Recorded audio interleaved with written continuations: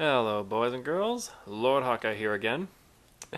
There's been a recurring pattern I've seen on YouTube far too many times for me to ignore anymore. How that pattern will go is something like this.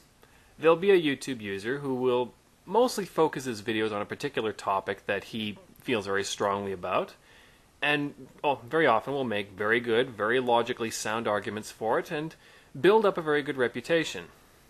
But then one day, completely out of nowhere, he will talk about some other topic, and for some strange reason, his logic will go completely snooker loopy on us.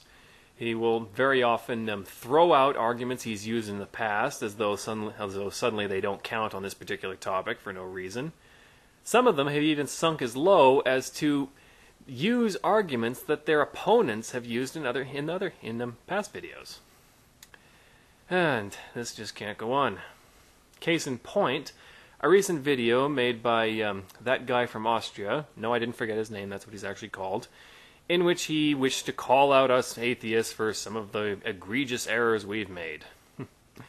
But anyways, before I go any further, I'd like to take this opportunity to say that by the power vested in me, as some random guy on YouTube, I hereby declare this phenomena to forever be known as the Thunderfoot effect, for reasons which should be obvious to anyone who's familiar with Thunderfoot. Alright, with all that out of the way, let's get rolling and take a look at that guy from Austria's video, or TGFA as I shall refer to him from here on, just for simplicity's sake.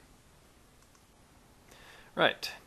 The first atheistic fallacy presented is the idea that belief in God is the same as belief in Santa Claus, the Easter Bunny, etc., etc. He corrects our egregious lack of wisdom and understanding by informing us that God is in fact an idea, a philosophical concept, not a myth. Of course. How could we not know something so intuitively obvious? Shame upon us. Well, except for the fact that I have yet to ever meet a theist who defined God this way, and unless I'm misinformed, the Bible does not define God this way either. In fact, if I recall correctly, the Bible says very clearly that God is every bit as real as you or me. So I honestly have absolutely no idea where he's getting this from. If you'd like to inform me, I'd be all too happy to hear. And but even if I were to give you the benefit of the doubt and say God is a philosophical concept, well, you see, God is self-contradicting for multiple reasons. I'll link you to a webpage that gives you a few good examples of why. And yeah, philosophy does require logical consistency as well. It's not some label you can just slap on something in order to avoid having to explain yourself. I'm sorry, but that's just how it is. And a little friendly advice. Considering how much you criticize people later on in a video about taking liberties with Bible quotes, you might want to make sure you're not doing the same thing yourself, because I honestly have no idea where you're getting this rebuttal from. Anyways, moving on. Right, next, he goes into the question commonly asked by atheists of who created God, criticizing us for our utter lack of knowledge of philosophical concepts and so on, and ironically his reply is basically regurgitating the exact same response that theists always use with no real variation, as though we've never heard this answer before. I'll just let that sink in for a second. Anyways. And, of course, ironically displaying himself a complete lack of understanding of why we ask that question. The reason why is because that theists will often try to rebut evolution by saying everything has to have a creator. It doesn't make any sense for something to spring out of nowhere, even though evolution doesn't say that. And we ask the question, who created God, to demonstrate the fact that they are special pleading for their God by exempting him from their rule that everything has to have a creator. That is why we ask that question, and I think it's a very valid point indeed. Of course, you're free to disagree. But the really silly thing about this is when he answers that God is eternal, Alpha and Omega, and so on and so forth. TGFA, did you or did you not, just a minute ago, say that God is a philosophical concept, an idea? If that were the case, the correct answer to that question would be, we created God. Why didn't you just say that? That would have made way more sense. Just a thought. Anyway, moving on. Right, next he talks about the question of God would not allow evil in the world. basically by, once again, repeating the exact same argument theists make, apparently operating under the belief that if an atheist makes the argument, somehow it becomes more valid. I think not. First of all, you are trying to logically explain why logic cannot be used in discussions about the divine. So, this is in fact a self-detonating argument. You cannot use logic to invalidate logic. That makes no sense. Next, about allowing evil in the world. Unfortunately, yes, that is actually true. Because, let's say I said that I love children, unconditionally, absolutely without question. If one day I knew of a child suffering, and it was completely within my ability to help them, and I simply chose not to for no real reason, would you consider my claim the least bit credible? I think not. Now, of course, some try to explain this away with the whole free will argument, but that falls apart too, because God himself does have free will, and is described as being all moral. So, obviously, according to the theist own argument, evil is not a necessary part of free will, so that doesn't work either.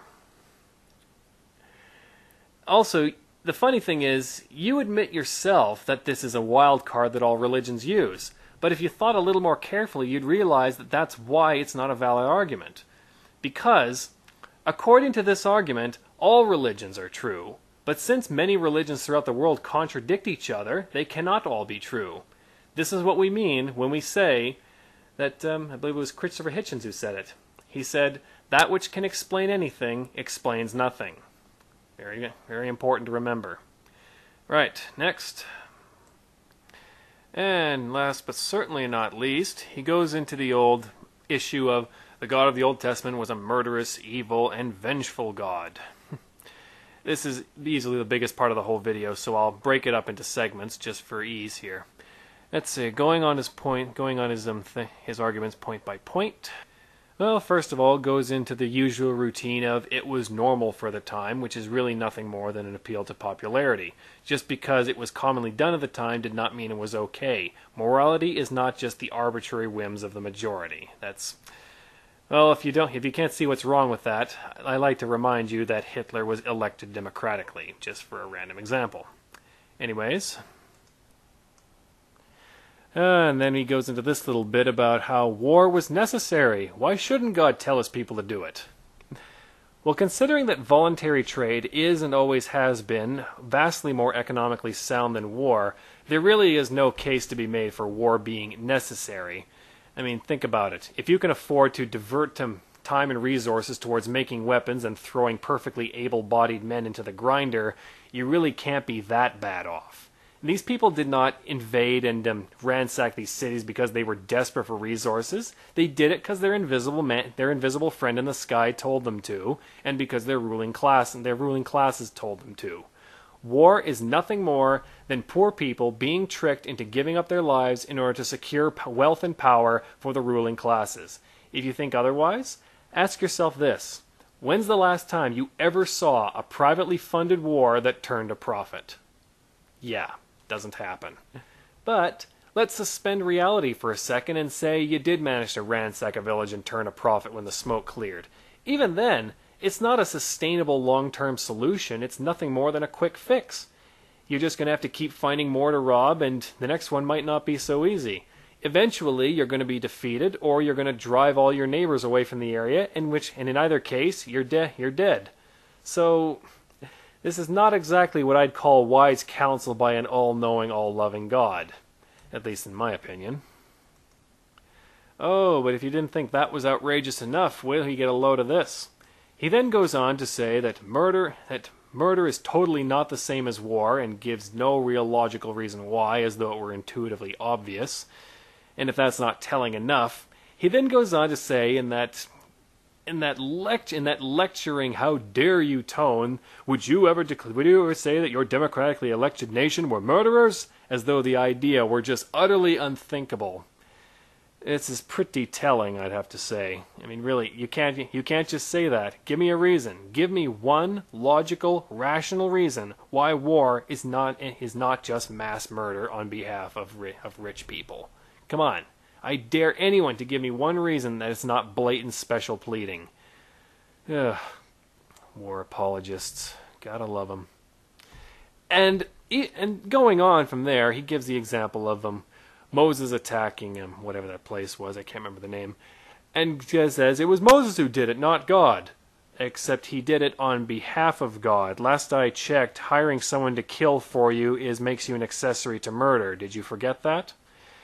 And this is also blatant cherry picking. I mean, what about examples where God himself did directly murder people, like the firstborn of Egypt or the floods of Noah's Ark? These are not exactly obscure stories. You can't tell me you're not aware of them. What about those? Anyway, let's get to the conclusion then. So to conclude, all TGFA basically does here is restate theistic arguments to the point where it gets me wondering if he's really the atheist he claims to be. And then at the end of it, he even has the nerve to give this really condescending lecture about open-mindedness. TGFA, need I remind you that throughout history, my beliefs would have gotten me jailed, tortured, and executed. So to argue that I'm closed-minded is pretty low on your part, I have to say. And the reason why I oppose religion is not because merely they disagree with me. I mean, I don't agree with astrologists, but you don't see me attacking them. The reason why is because religion throughout history has been used as an excuse for some of the most horrific crimes, and thus far has never been made accountable for that.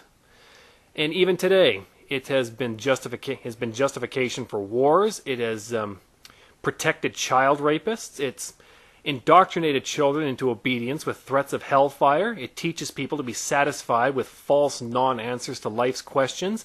And it has stunted humanity's growth of knowledge and technology for who knows how long. Some have estimated as much as 1,000 years. And the really funny thing is, despite all this, you have stated that you oppose veganism because you think it's a dangerous belief, and yet here you are, completely willing to give religion a completely free pass on it, even though, by any objective standard, religion has caused vastly more harm to humanity and the world in general. Well, I'll let you all make of that what you will, boys and girls. Until next time, be aware and be wise.